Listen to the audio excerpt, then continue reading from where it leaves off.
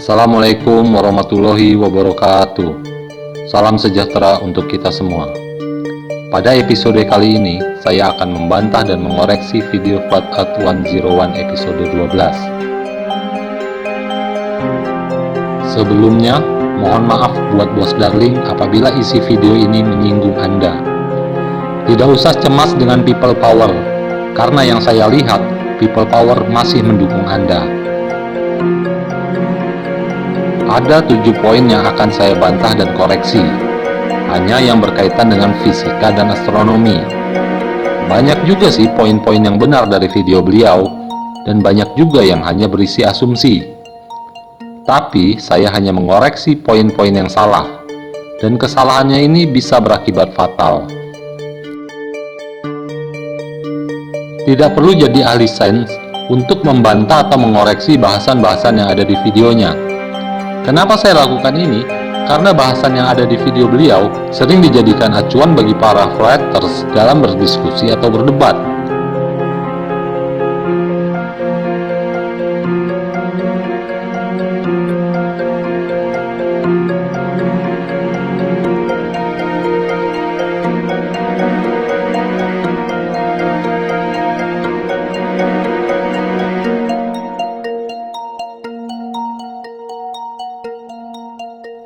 Selamat menikmati.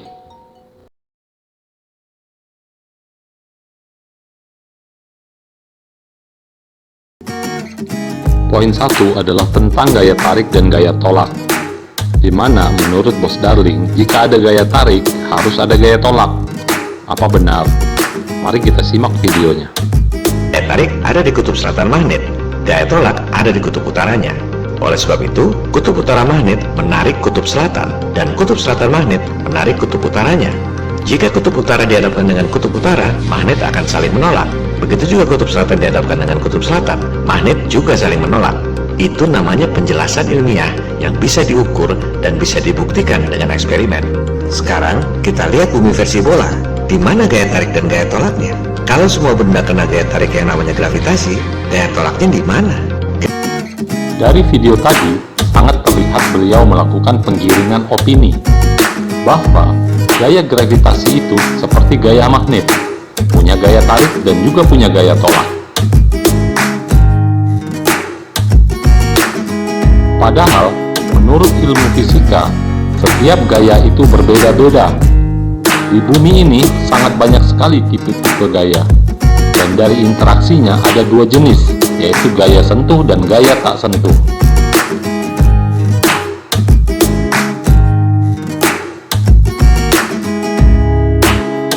Gaya-gaya tersebut akan memberikan pengaruh terhadap benda yang dikenakan gaya, antara lain merubah arah, merubah kecepatan, merubah benda dia menjadi bergerak atau sebaliknya, merubah posisi benda, merubah bentuk benda. Setiap dari perlakuan gaya tersebut memang bisa saja ada gaya lain di dalamnya, seperti gaya otot. Ketika Anda menarik atau mendorong lemari, maka akan ada gaya gesek yang mempengaruhinya. Namun, tidak harus ada gaya lain di dalamnya. Contoh, gaya tarik magnet yang dicontohkan dalam video bos darling. Apakah magnet yang menarik besi tersebut juga memakai gaya tolaknya? Jelas tidak. Ketika magnet melakukan gaya tarik, tidak ada pengaruhnya dengan kutub magnet satunya. Nah, jadi salah besar kalau beliau menyamakan gaya gravitasi dengan gaya magnet. Karena menurut ilmu fisika, mekanisme gaya gravitasi bumi tidak memerlukan gaya tolak. Sekarang, mari kita lihat tantangan dari beliau. 8 meter per second kuadrat itu adalah konstanta gravitasi universal. Harusnya berlaku pada semua benda di muka bumi. Coba terapkan pada benda padat di air, pasti tidak berlaku. Coba terapkan pula pada benda gas di udara, pasti tidak berlaku juga itu rumus. Sebaliknya, silakan tanya pada semua profesor, doktor, akademisi sains fisika di seluruh dunia. Coba jelaskan dengan rumus gravitasi, kenapa awan bisa melayang dan balon gas bisa terbang? Silakan gunakan rumus gravitasi yang mana saja, sudah pasti tidak bisa. Jawabannya pasti sama. Rumus gravitasi tidak berlaku. Yang berlaku adalah berat jenis.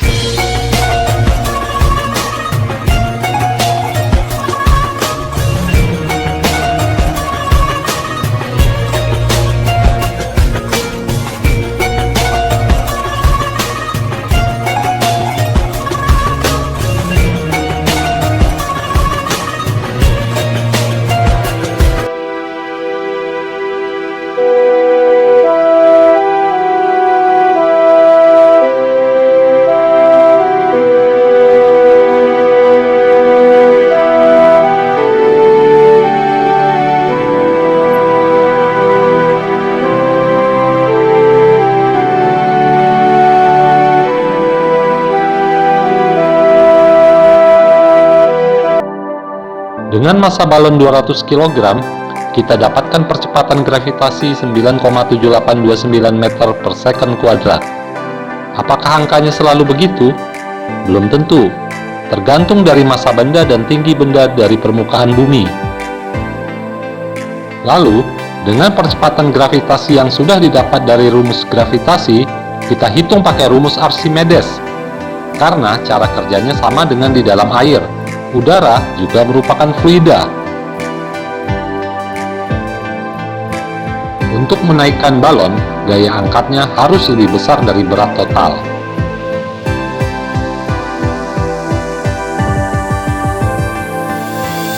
Prinsip kimia mengajarkan kita tentang mengisi balon dengan gas yang massa molekulnya lebih kecil dari massa rata-rata di udara atau dengan gas panas. Beberapa di antaranya adalah hidrogen dan helium. Sehingga saat gaya apung sudah lebih berat daripada berat total balon, balon mulai bergerak naik. Kalau balon yang pakai pemanasan dari api, tinggal panaskan saja udara di dalam balon tersebut jika balon ingin naik. Karena kita tahu, udara yang lebih panas akan lebih ringan. Jadi gimana? Bisakah hitung-hitungan untuk balon dengan memakai massa dan percepatan gravitasi? Kalau masih ngeles, tuh pakai rumus Archimedes juga, ya terserah. Tapi yang jelas, di rumus Archimedes tersebut tidak ada yang namanya berat jenis dan memakai nilai percepatan gravitasi yang didapat dari rumus gravitasi di atas.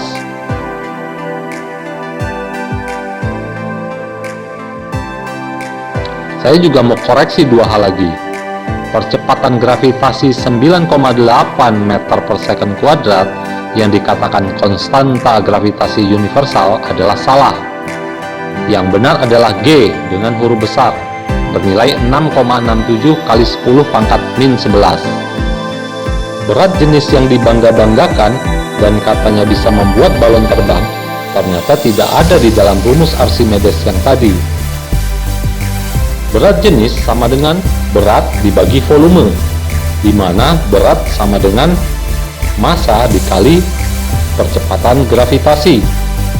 Dan berat itu mempunyai satuan Newton. Jangan sampai bingung lagi ya dalam menentukan hubungan berat jenis, massa jenis, dan juga gravitasi.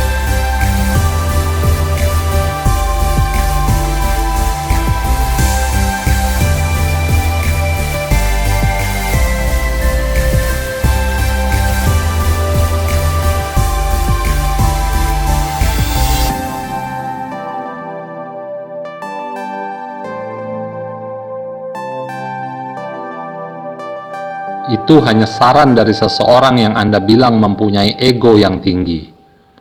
Terima kasih.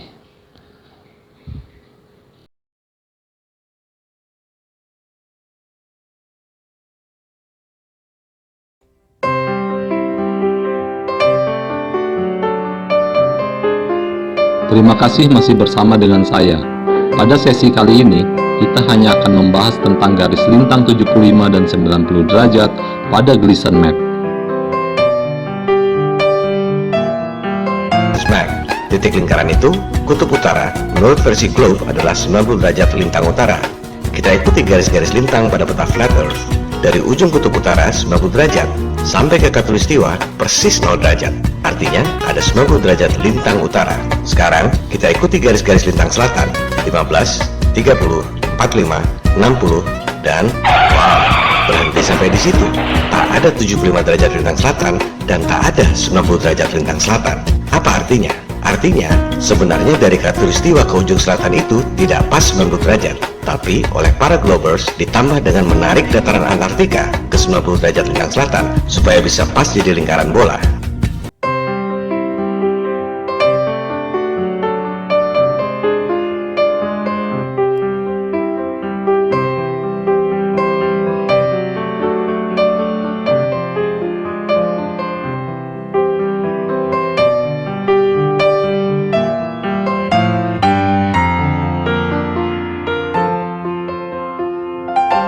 Ternyata di Gleason Map pun ada garis lintang selatan 75 dan 90 derajat.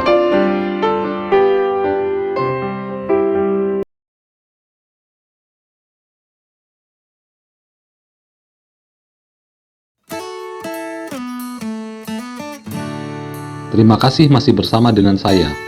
Pada sesi kali ini, saya akan mengoreksi perhitungan dari Bos Darling dan membantah video dari Ligma.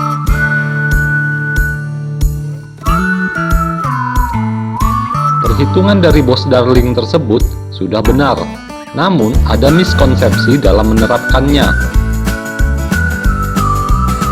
Cara pandang Ligma di video bantahannya juga sudah benar, namun dia salah dalam mengambil kesimpulan bahwa tidak bisa melihat lengkungan bumi di permukaan bumi.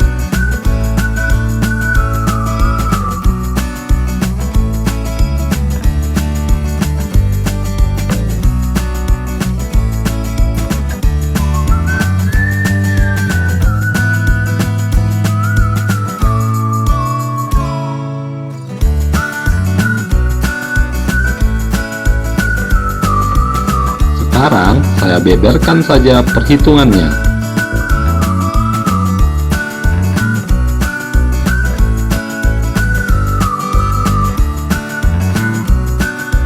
Anggap saja Anda berdiri di pinggir pantai dengan ketinggian 3 meter di atas permukaan laut. Maka, titik horizonnya adalah 6,183 km.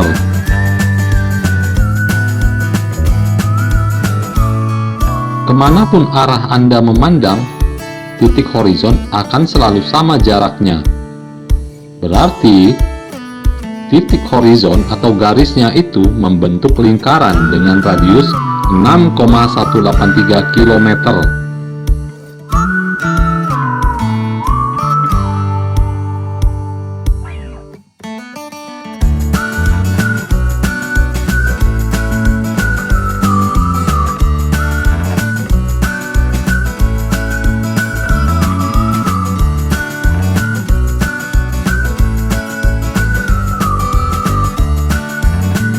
Masih belum selesai, kita tahan dulu perhitungan ini.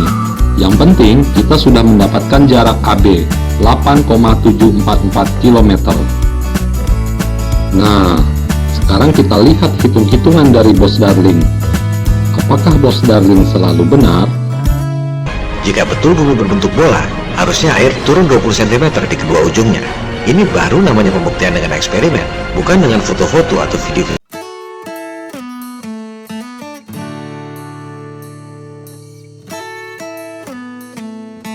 Jika memakai hitungan Bos Darling dalam jarak 8,744 km, maka akan didapatkan lengkungan 6 meter.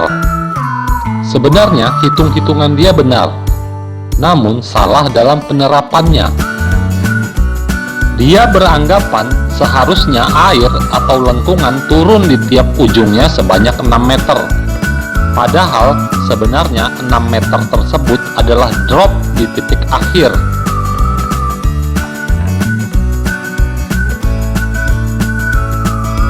Kalau begitu, berapakah seharusnya tinggi tonjolan di titik tengah tersebut?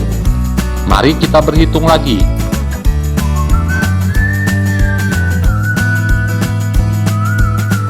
Misalkan Anda memotret horizon, kiri sebagai A dan kanan sebagai B. Jarak A ke B tersebut sudah kita dapatkan dari hitung-hitungan tadi, yaitu 8,744 km dan sudut kamera 90 derajat.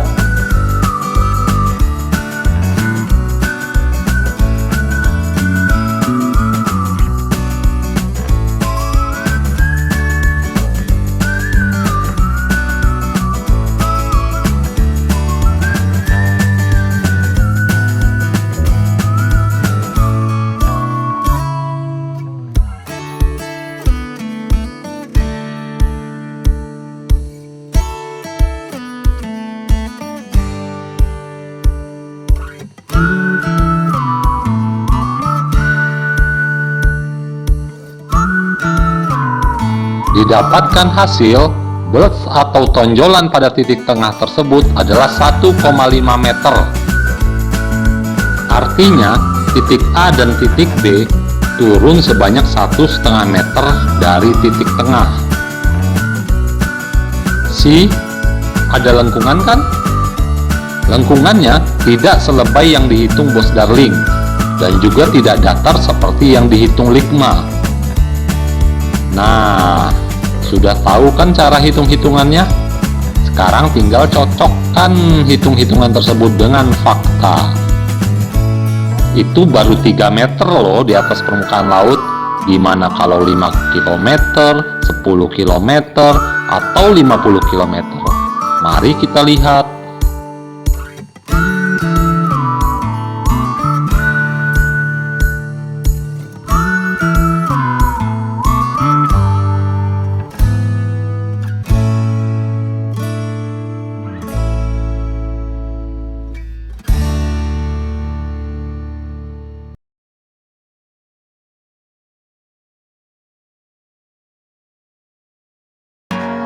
Terima kasih masih bersama dengan saya. Mari kita lihat bintang-bintang yang ditampilkan di video Flat Earth 101.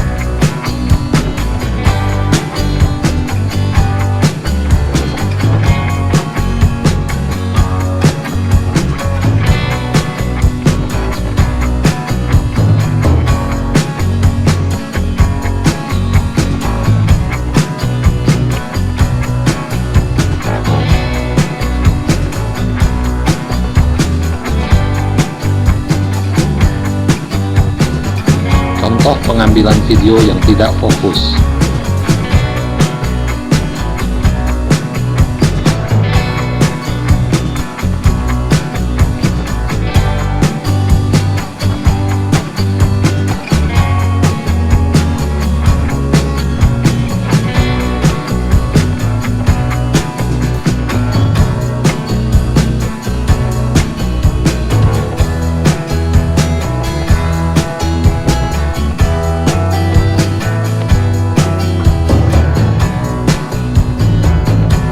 Ubah secara manual ke fokus.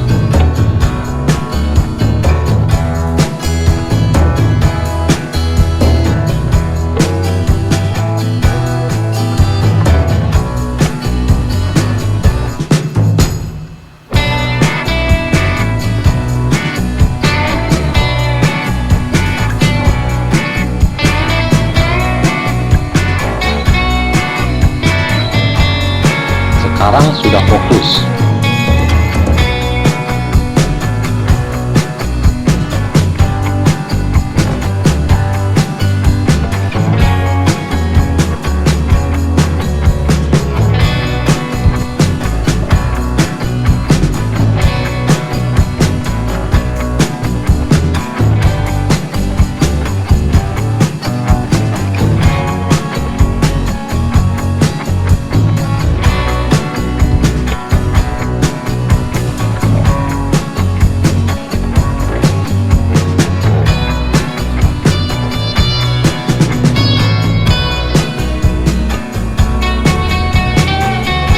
Contoh pengambilan video yang tidak fokus.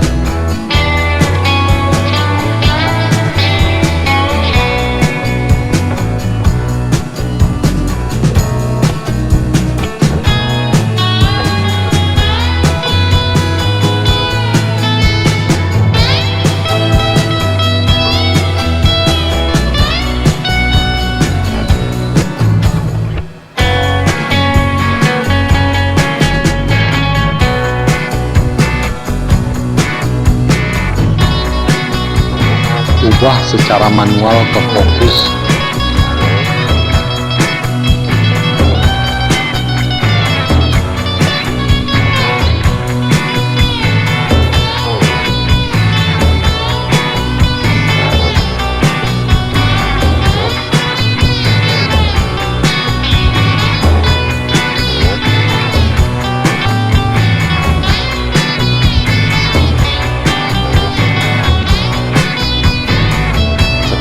sudah fokus.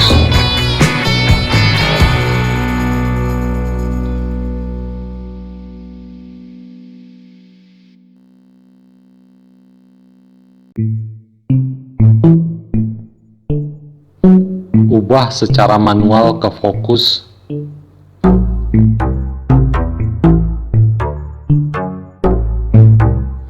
Naikkan fokus bar di layar kanan sampai bintang atau planet sudah fokus. Ada tanda pada objek berupa garis putus-putus.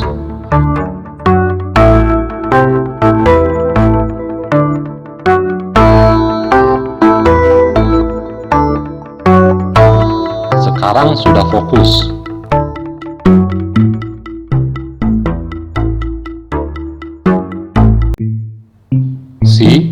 Terlihat kan bedanya antara pengambilan video yang fokus dan tidak fokus? Dulu pun saya begitu.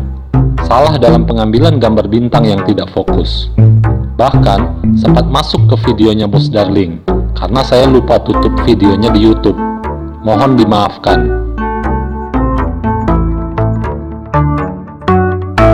Kita sama-sama belajar. Jika saya tahu, saya bersedia untuk memberitahu. Jika Anda tahu, Anda berhak memberitahu saya. Terima kasih.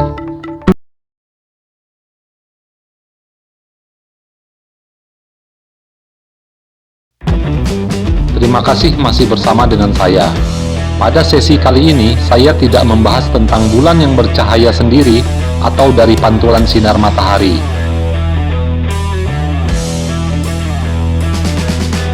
Saya hanya ingin ngasih sedikit pengetahuan saya tentang bulan di heliosentrik.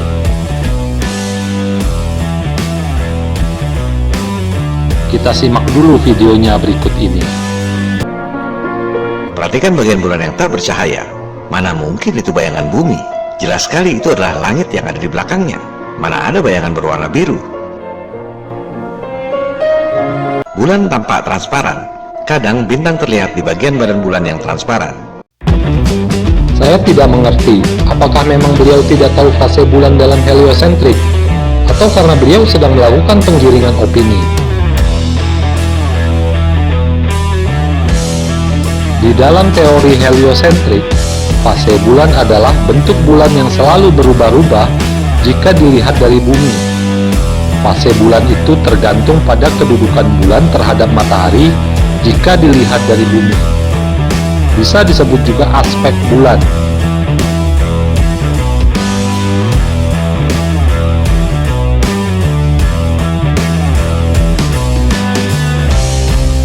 Bagian bulan yang tidak kelihatan adalah karena tidak terkena sinar matahari, bukan karena bayangan bumi.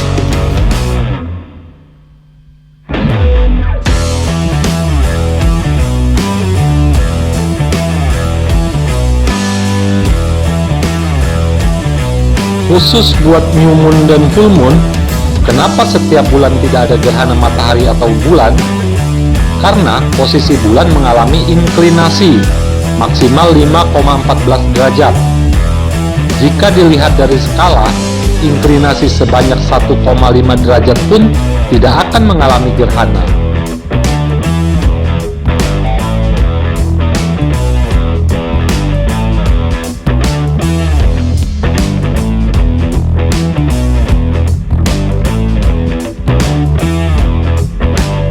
Itu hanya sedikit koreksi buat video Bos Darling tentang fase bulan, karena setahu saya sudah 2 kali ada kesalahan tentang fase bulan ini.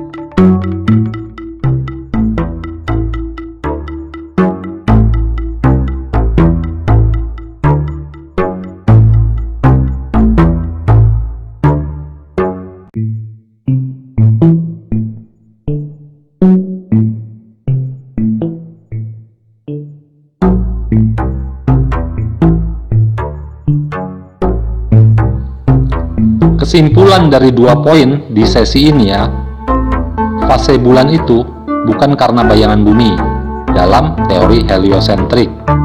2. Secara fakta, bulan tidak transparan.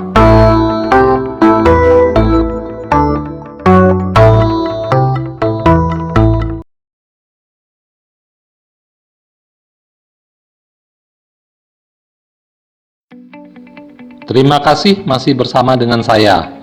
Pada sesi kali ini, saya akan membahas tentang pasang surut air laut.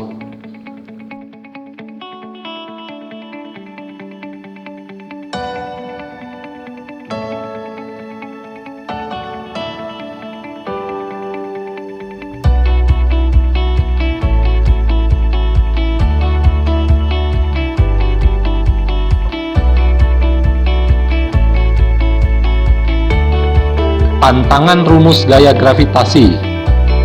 Mari kita simak videonya. Punya gaya tarik cuma 1,6 meter per second kuadrat, jaraknya katanya 400.000 km, bisa narik air laut yang masanya 1,4 juta triliun metrik ton. Sementara Anda yang beratnya 50 kg tidak tertarik sama sekali. Gunakan rumus gravitasi yang manapun, bukan dengan opini dan fantasinya sendiri, tak bakal bisa dijawab. Air laut pasang akibat gravitasi bulan adalah mitos yang tak bisa dihitung.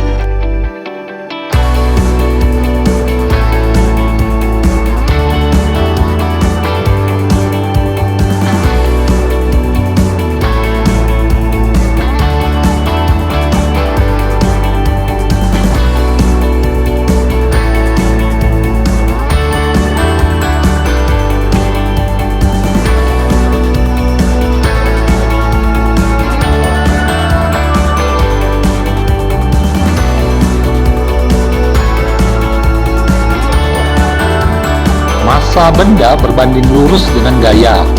Artinya, semakin besar massa benda, semakin kuat gaya tarik-menariknya.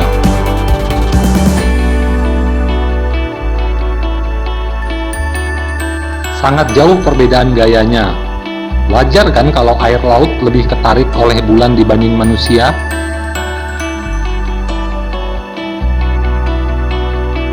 Itulah maksud saya. Jangan nantang-nantangin saintis untuk hitung-hitungan dengan memakai rumusnya. Mari kita pergunakan saja rumus mereka untuk menjatuhkan mereka. Seperti membandingkan gaya gravitasi matahari dan bulan dalam menarik air laut.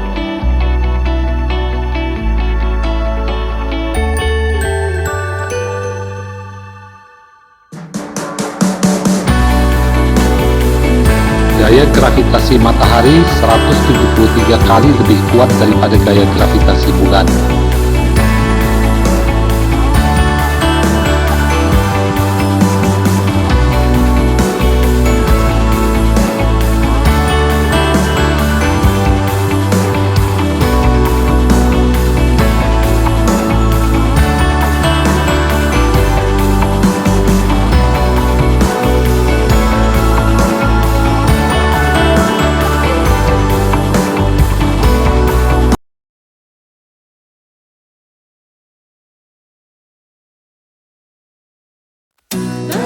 Kontradiksi adalah pertentangan antara dua hal yang berlawanan. Contoh, NASA bilang bahwa mereka sudah pernah mendarat di bulan. Dan lama setelah itu, NASA juga pernah bilang bahwa manusia tidak akan bisa keluar angkasa karena di sekitar 1000 km dari bumi ada radiasi Van Allen Belt yang sangat berbahaya. Dari dua pernyataan tersebut, jelas ada pertentangan. Bisa jadi dua-duanya salah, atau salah satu benar. Yang jelas tidak bisa dua-duanya menjadi benar, kecuali jarak bulan kurang dari 1000 km. Tapi itu akan menjadi kontradiksi dengan hal lain. Contoh lain, Anda kena kick di suatu grup, lalu Anda marah-marah karena tidak tahu sebab musababnya. Tak lama kemudian, admin grupnya bilang, Anda di-kick karena barusan Anda marah-marah. Kontradiksi banget bukan? Bagaimana bisa Anda dihukum atas apa yang belum Anda lakukan? Yang kita bahas pada sesi ini adalah pernyataan yang saling bertentangan, hanya di episode 12 saja. Troposfer ini kandungan airnya 99,13%, menghasilkan refraksi yang membuat matahari, bulan, bintang, dan kubah langit yang kita lihat itu bukan posisi dan ukuran yang sesungguhnya. Contohnya ini, matahari sudah hampir terbenam di horizon di bagian bawah. Tapi, fase bulan justru yang terang yang bagian atasnya. Hal ini tak mungkin terjadi jika sinar bulan akibat pantulan sinar matahari.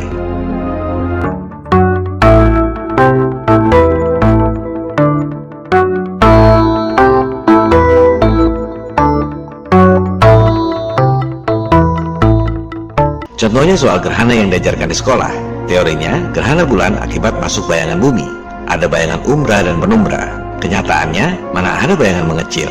Semakin jauh objek dari sumber cahaya, semakin besar bayangannya. Dengan skala jarak sesuai ajaran heliosentrik, titik umbra sudah hilang, tinggal penumbranya saja.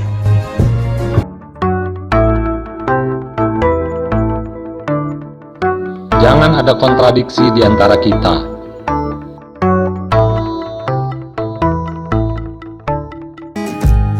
Sudah setengah jam lebih kita bersama. Sudah saatnya saya undur diri dari episode ini. Maaf jika ada kekurangan dan kesalahan dalam perkataan dan perbuatan. Mohon saran dan kritiknya. Tidak bermaksud memecah people power. Tidak bermaksud mendendam. Ketika saya tidak bisa mengoreksi secara langsung, mungkin melalui video inilah cara lain dalam membantah dan mengkritik.